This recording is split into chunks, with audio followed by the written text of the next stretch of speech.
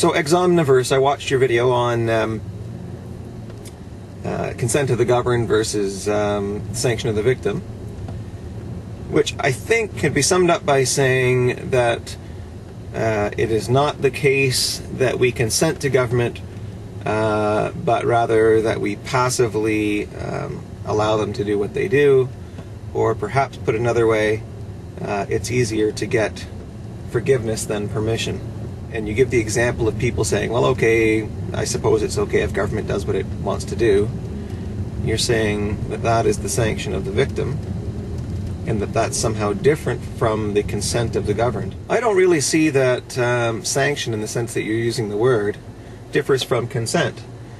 Consent doesn't have to be something that's expressed. If you reach over and kiss your spouse on the lips, and you haven't first asked her, may I kiss you? And I think you can reasonably assume that there's been consent, even though there were no words spoken. There was no, perhaps, even action made. She may have sat there and watched the TV as you kissed her on the cheek. I don't think anyone could say that you lacked consent to kiss her on the cheek, unless she in fact said, hey, get away from me, or don't kiss me, or something along those lines. I mean, there are situations where consent is implicit, and where it can be inferred from all the circumstances that one has consent to do what one is doing. So I don't think it's a useful distinction to make, to say that there's, on the one hand, consent of the governed, and on the other hand, the sanction of the victim. I really see those two concepts, as you were using them in your video, to be describing consent in both cases. One perhaps explicit consent and proactive, and the other passive or implied, but still consent. All of that said, I do not agree with the idea that the public consents to government, nor do I believe that the government needs to be consented to. You are talking about the sanction of the victim, and you're saying that the government is victimizing people, and that these people, these victims, are sanctioning that coercion, as you called it. Well, consider this. Imagine that you and I are living on an island, and I have a gun and I point it at your head and I say, I'm going to kill you, and you pick out your gun from your pocket and you say, no you're not, and you shoot me dead. Alright? Now, I would argue that you have just committed an act of governance. Self-defense is an act of governance. It's a governmental act. You're governing my behavior. You're keeping me from violating your life, in that case, from murdering you. You did a moral thing. You defended your life from the initiation of physical coercion that would have deprived you of your life. Your act was defensive. My threat was offensive in that example. The person making the threat is on the side of evil, and the person defending is on the side of good in that scenario. Let's try a second example. Imagine there are 3 people living on the island, and the murderer comes up, pulls out his gun, points it at your head, and you don't have a gun this time, but some third person does. And they pull out their gun, and they aim it at the head of the would-be murderer and shoot him just before he pulls the trigger to kill you. Let's just assume there's no questioning about it. The trigger would have been pulled. It's obvious from his intents and actions and any rational examination of the facts surrounding the event that he was going to murder you. And this third person pulled out a gun and shot the would-be murderer dead. Now, I'm going to submit that that third person engaged in an act of governance. They acted as government would act and should act. Did they need your consent to shoot the would-be murderer, the person who was about to murder you? I would say, morally speaking, no, they did not, and that therefore, legally speaking, they should not. So if you haven't consented to them shooting the would-be murderer, the person who was about to murder you, does that mean that that third person cannot be a government? I don't think so at all. I don't think it has anything to do with whether or not that person is acting as a government. They are. They're keeping that murderer from engaging in irrational conduct that would deprive other people, in this scenario you, of life.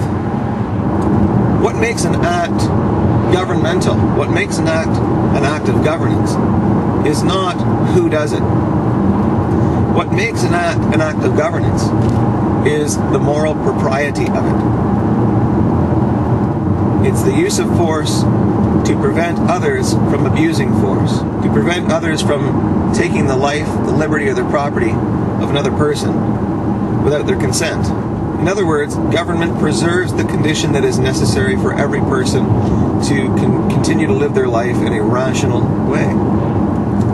They preserve that condition of freedom by using force defensively, but not only self-defensively, in defense of others.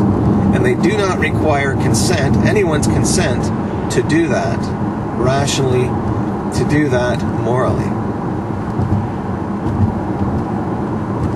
As long as that's exactly what they are doing. Now, if everybody were to go out, all these third parties with guns, and just walk around looking for opportunities to shoot people or use force against them, and to be judge, jury, and executioner, and etc., well, of course, that's a recipe for disorder, for abuse, and that will almost certainly lead to non-defensive uses of force. Chaos, if you will. Consent of a sort is necessary in a civilized society, in a society in which rational people are free to conduct their lives in a rational way, free of abuse of force by irrational people. Consent need not be given to governance per se, because an act of self-defense is an act of governance, an act of government even. Consent doesn't come in the question of can I be governed or can I have a government. Consent comes in who shall be the people who perform the roles of setting up the rules by which people will be governed, who perform the role of applying those rules, who perform the role of judging when there's been a violation of those rules, who perform the role of assessing what penalties will result after a violation has occurred, and who perform the role of determining whether government has stepped outside the bounds of what its proper role is. We put costumes on judges. We put big long gowns and red sashes and special badges and etc. Depending on the country, we identify our judges in various ways, often very similar ways, so that we all know that when we're all sitting in this room called a courtroom, that person there, sitting at the front behind the big grandiose desk, is the judge, the person who has been charged with the power to make the decisions, to assess the evidence, to apply rationality to the evidence, to come up with a conclusion about guilt or innocence, about liability or non-liability, and to judge what is the appropriate remedy, if any. We build great big buildings with fancy, faces on them. The White House, Parliament Hill, the Houses of Parliament in Britain. And we do this so that we can identify at least the location of those people who are making laws. The laws which should, in a moral society, in a rational society, in a free society, be laws that are consistent with rationality, with morality, with freedom. These outward signs are ways that we identify who has been given consent to perform the role of governing. I don't think Ayn Rand made this distinction, at least not explicitly. I offer this as a distinction that might explain some of the unanswered questions that seem to be left by her writings. I think that it's fair to say, given Rand's position on gun control, in other words, she didn't believe in gun control, she didn't think there was much use in controlling the use of guns,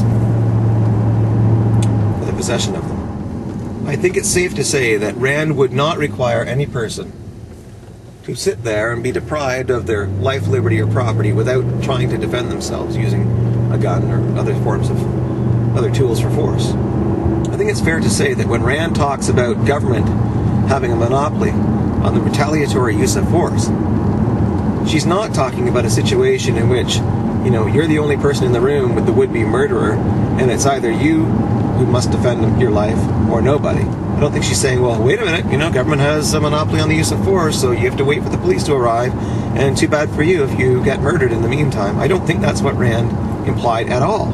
I think Rand was addressing the situation in which a wrong has been done, there has been a failure to prevent the wrong, and now the issue is bringing the person to justice. In other words, taking a person who has been accused of having committed a wrong successfully, bringing them before a dispassionate third party, someone not in a conflict of interest, someone who didn't personally become involved in the alleged wrong, either as a victim or as a perpetrator, and who is, who has been assessed as a rational person who is capable and able and willing to think rationally about evidence in accordance with rules of evidence, who is skilled in thinking about such things. I think the idea there is to ensure that there is a dispassionate third party who makes decisions, who assesses the evidence, who determines guilt or innocence, and who assesses what penalty or what payment must be made when a wrong has been committed and when the person who has committed the wrong has been identified.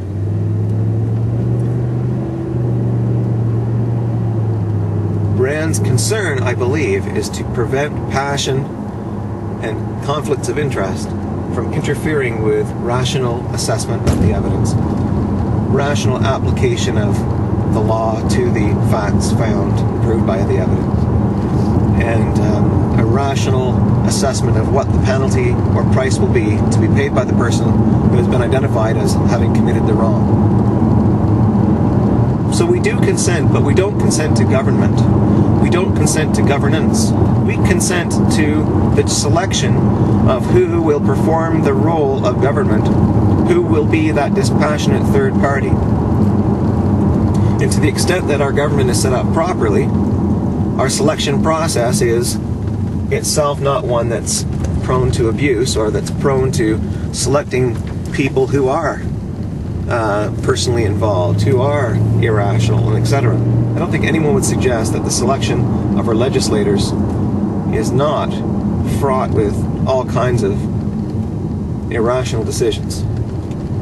People vote often with their pocketbook instead of with their mind. People often vote in accordance with what the majority of people seem to want, where the majority of people seem to be placing their vote. It happens all of the time, but it is still the case that rationally or irrationally, we do in fact consent to who shall perform the roles set out in governance. Legislators, or in the United States, the president.